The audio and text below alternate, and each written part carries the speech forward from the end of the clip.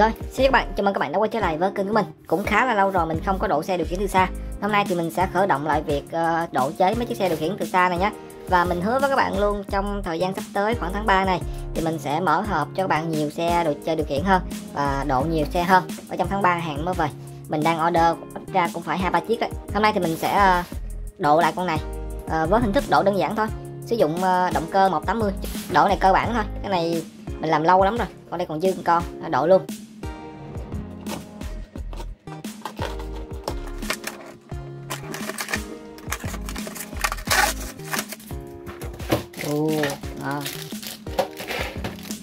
Bộ này 200.000 nha các bạn, rất là đẹp. Bộ này bây giờ mình kiếm mua ở gần nhà mình thì không còn nữa, họ không có nhập ba cái này nữa.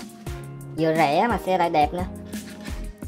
Nhưng mà rất là tiếc, sóng chỉ là 27 mê thôi, không được 2.4 tay điều khiển.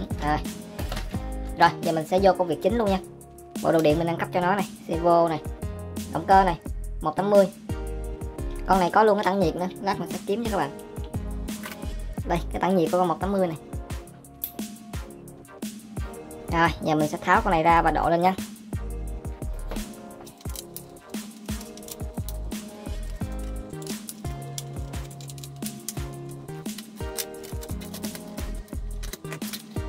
Còn mới cứng luôn các bạn.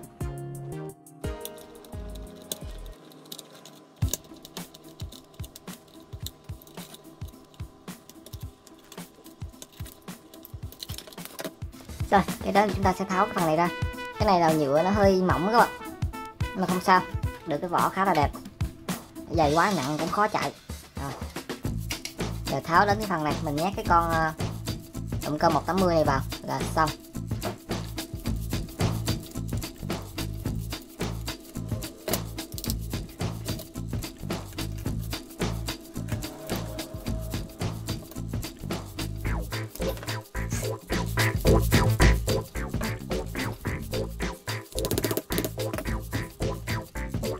Rồi các bạn lắp vào chỗ cũ.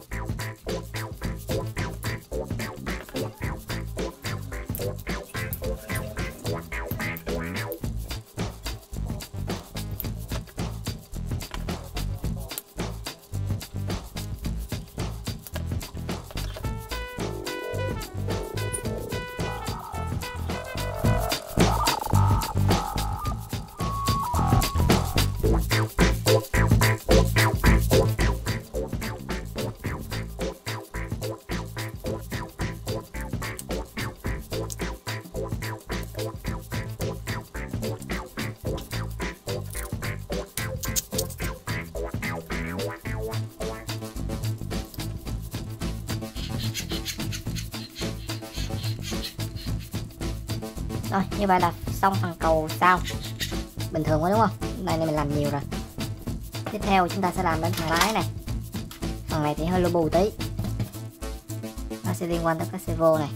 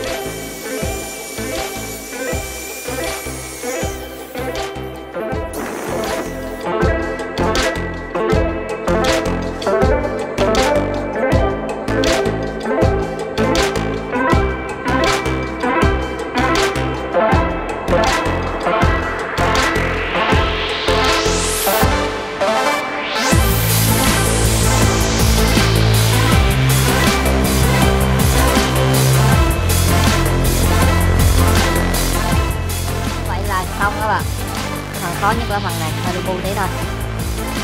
Anh em sử dụng keo AB nha, không sử dụng keo 502. 502 sẽ chơi một thời gian nó sẽ bị gãy nha.